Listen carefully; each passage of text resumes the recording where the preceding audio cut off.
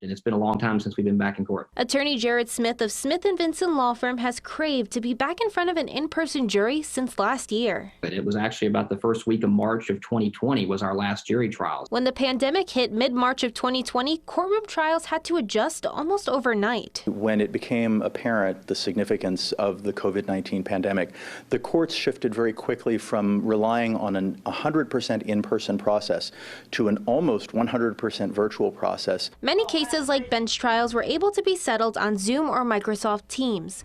Williamson County was even able to do some virtual jury trials for certain cases. But there are some cases that really need to happen in person and really need the in-person ability for individuals to see a witness in order to evaluate that witness, in order to see evidence in order to evaluate that evidence. It took a whole year to figure out how to hold an in-person jury trial during the pandemic, but it was great being back in front of the jury. Williamson County made it happen, hosting its first 2 in-person jury trials since March of last year.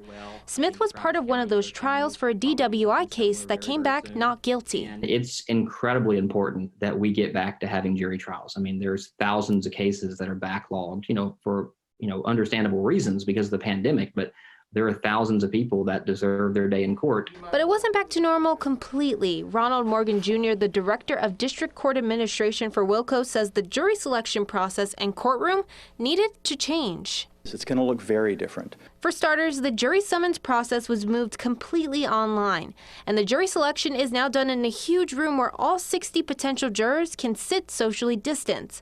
As for inside the courtroom, the witness isn't sitting in the witness box like you're used to. They're seated off to the side.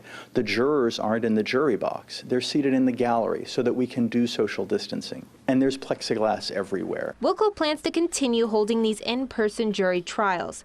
Attorney Smith says he believes this is a huge step in the right direction. And I think Williamson County handled it very well. I think Travis County and other counties will probably do something similar very, very soon. Amanda Ruiz, Fox 7 Austin News.